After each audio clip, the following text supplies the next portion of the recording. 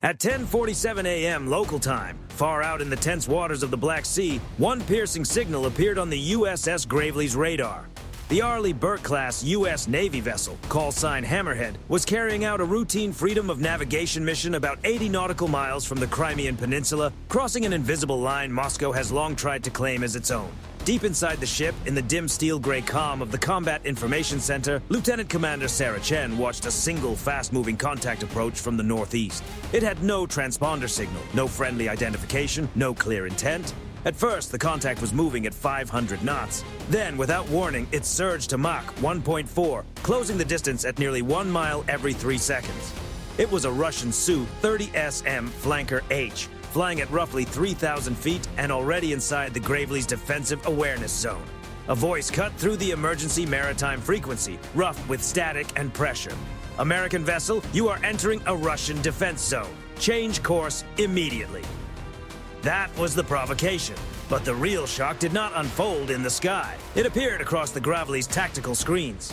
The moment the Russian pilot's radar locked onto the U.S. vessel, the Aegis system reacted. In less than half a second, its digital network moved to maximum alert, processing trajectory, speed, intent, and possible intercept options with machine-level precision. The crew barely had time to breathe before the deep automated voice of the system filled the CIC. Target classified, response option available. This encounter was not accidental. It was the collision of two rival visions of global power. For the USS Gravely, the mission was clear. Demonstrate technological deterrence and defend the principle that international waters remain open to all. Nearly $19 trillion in annual global trade depends on that idea.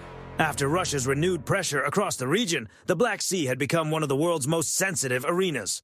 Every patrol, every radar scan, and every radio message carried strategic meaning. One wrong move could shake the confidence of the entire NATO alliance. Moscow's goal was simple: pressure the American crew, test their reaction speed, and collect data on the Gravely's electronic behavior. Russian planners believed they could conduct a high-risk close approach without triggering a decisive response. Their plan called for the Su-30SM to rush across the ship's bow, forcing the U.S. crew to either break radio silence or change course. Hidden beyond the horizon, Russian electronic intelligence platforms would record every signal the Gravely emitted, building a profile of its defensive systems. But the Russian pilot was working from an outdated understanding of modern U.S. naval operations. He assumed the Gravely was operating alone. It was not. His aircraft was being tracked not only by the ship's AN/SPY-1DV radar, but by a much larger network that had already predicted, analyzed, and prepared for his approach. That chain of awareness had begun nearly 400 miles above Earth, hours before his jet ever lifted off the runway. The aircraft was a Su-30SM, a twin-engine, highly maneuverable flanker variant built for aggressive air dominance and strike missions. This specific jet, painted in low-visibility gray and marked as Red 32, was flown by Major Viktor Kuzmin, a veteran pilot known for bold maneuvers near NATO airspace. Kuzmin's goal was psychological. He intended to use the aircraft's raw power, its 16,000 kilograms of thrust, and its ability to pull extreme turns to pressure the American crew into hesitation or error. The danger was immediate. Red 32 was carrying a full operational loadout, including 2 R-77 radar-guided air-to-air systems and 2 R-27ET extended-range infrared-guided systems. From its current distance, each could reach the Gravely in under 90 seconds. Kuzmin's tactic was aggressive: approach fast at low altitude, drop toward the sea to reduce radar visibility, then climb at the last moment for a visual lock while unleashing a powerful burst of radar energy designed to overload the ship's sensors. But aboard the Gravely, no one panicked. The crew had trained for this exact kind of pressure. The screens were already alive with layered data. The ship's systems were reading not just the aircraft's speed and altitude, but its intent, its likely flight path, and the timing of every possible move. What Kuzmin thought was a surprise had already become a calculation. The Black Sea held its breath. He wanted to appear like a shadow on the horizon, invisible until the final second, then overwhelming the American crew with speed and pressure. But Major Kuzmin did not realize how badly his unit misunderstood the situation. His briefing was missing one critical part of the American system: the real-time power of cooperative engagement capability, known as CEC.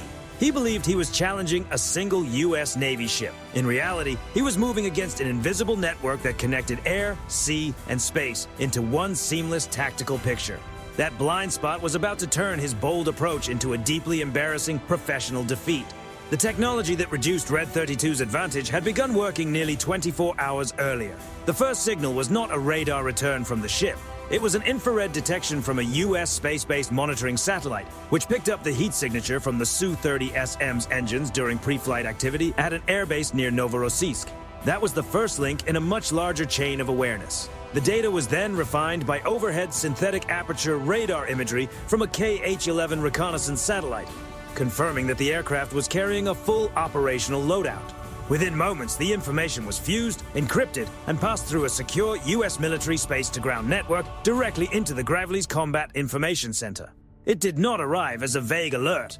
It arrived as a complete tactical projection, showing the aircraft's expected route, maximum speed, possible engagement range, and likely decision points. The Gravely was also drawing on the eyes of its allies. Nearly 300 miles away over Romania, an E-2D Advanced Hawkeye radar aircraft was using its powerful AN/APY-9 UHF radar to scan deep across the Black Sea. Through Link 16 and cooperative engagement capability, that information flowed straight into the Gravely's Aegis system. The destroyer was no longer seeing the Su-30SM only through its own AN/SPY-1DV radar. It was also receiving the Hawkeye's broader, cleaner, long-range view. This was the power of a system of systems. The Gravely did not need to expose its full electronic signature. It could track the incoming aircraft passively, using the Hawkeye's distance sensors as its own extended vision. Inside the ship, Aegis Baseline 9, the destroyer's central combat brain, instantly built 18 possible engagement tracks. Its primary defensive option, the SM-2 Block 3A interceptor, was already prepared inside the ship's vertical launch system. The SM-2 is a 15-foot, 1,500-pound interceptor built for high-speed defense. Powered by a solid fuel motor, it can travel at more than Mach 3.5. Below deck, inside its sealed vertical cell, the 21-inch wide system stood ready. Its digital sequencer was prepared, waiting only for human authorization to send a $500,000 answer toward a $50 million aircraft. The decisive moment unfolded in less than 40 seconds. At 10:48 and 12 seconds a.m., Red 32 crossed the 20 nautical mile line, the point where Aegis classifies an approaching contact as a serious tactical threat. Lieutenant Commander Chen gave the order to raise readiness. Set condition 1 Zulu. Engagement authorized only on my command. The bridge acknowledged. The ship increased speed to 28 knots. At 10:48:20 a.m., Major Kuzman activated his N011M bars passive electronically scanned array radar in continuous target tracking mode. To trained operators, that signal had a clear meaning. The aircraft was presenting itself as if it were moments away from taking the next step. The Gravely's electronic warfare system, the AN/SLQ-32V, immediately sounded the alert.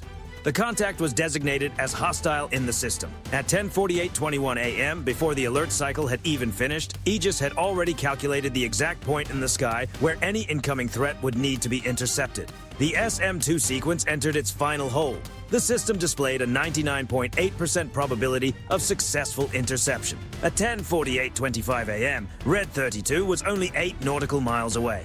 Major Kuzman banked hard, dropping to just 100 feet above the waves and pushing his aircraft toward Mach 1.5.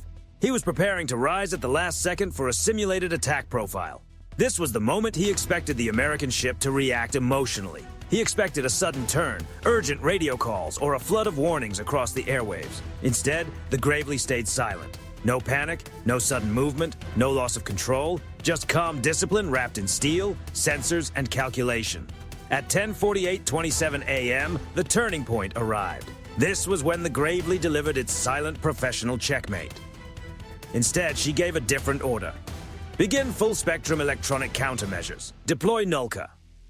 The AN/SLQ-32 system responded instantly, releasing a precisely shaped wave of high-powered, digitally coded electromagnetic energy. This was not ordinary signal disruption. It was deception at a tactical level. Inside Red 32's cockpit, Major Kuzman's instruments began feeding him a battlefield that no longer made sense. His radar did not simply lose the Gravely. Instead, it showed the destroyer as a huge false target nearly 10 miles to the south, while at the same time displaying multiple high-speed intercept tracks closing from the north.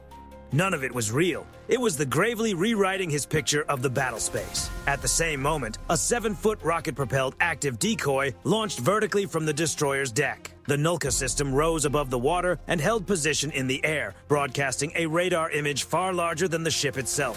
Its signal was tuned to draw away the seeker of any incoming radar-guided weapon. The message was clear without a single word being spoken. "We see you. Your lock is no longer reliable, and your next move has already been anticipated."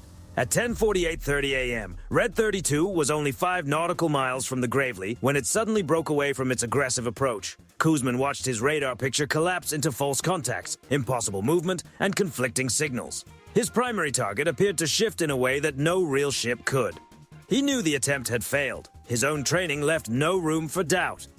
If the radar picture could not be trusted, continuing the approach would be reckless. His voice came through the radio sharp and strained. "Multiple contacts. System fault. Aborting." At 10:48 a.m., the flanker's engines roared as Kuzman pulled into a steep 8G climb, racing upward to escape the electronic confusion below. What followed was quiet, but the impact was enormous. As Major Kuzman's Su-30SM turned away and headed northwest, shaken and empty-handed, the USS Gravely remained exactly where it was, calm, silent, in control, and the American mission was far from over. The Gravely's AN/SLQ-32 system had not only neutralized the aircraft's radar advantage, it had also gathered an extraordinary amount of intelligence. Every second of Red 32's emissions had been captured and analyzed. Its frequency-hopping behavior, its digital pulse patterns, the way it tried to hold a target track, and the exact moment its systems began to lose confidence under American electronic pressure. To Kuzman, the encounter had ended in confusion. To the Gravely, it had produced a complete technical profile. The Russian jet had approached expecting to test the destroyer. Instead, it became the test subject. Every detail was recorded, time-stamped, and stored for analysis. The raw data was quickly compressed and sent through a satellite link to U.S. Cyber Command. The result was a complete non-physical mission success. The U.S. Navy avoided escalation, took no damage, and gained an intelligence advantage worth far more than the cost of the encounter.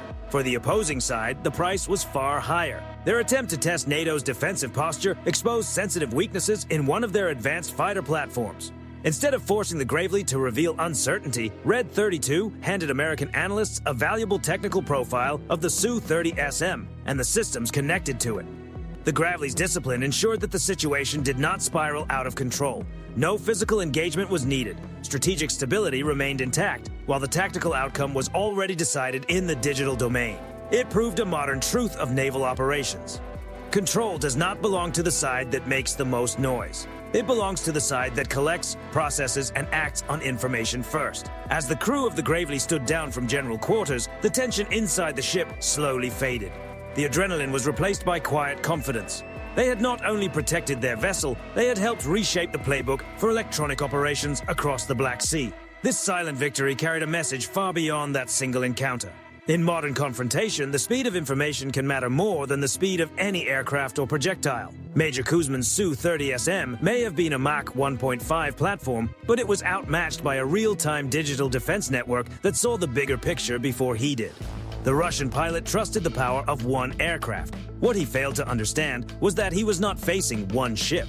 He was facing an entire connected system, stretching from space-based sensors to airborne radar and down to the surface fleet, all sharing information at near-instant speed.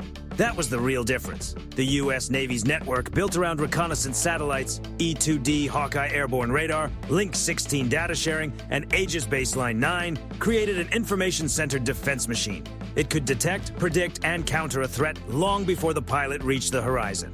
In practical terms, Major Kuzman's mission began to fail the moment his aircraft powered up. By the time he entered the Gravely's range, the U.S. side already had a complete tactical picture and a ready response. The Black Sea encounter was not a near disaster. It was a controlled lesson in deterrence. The American message was silent but unmistakable.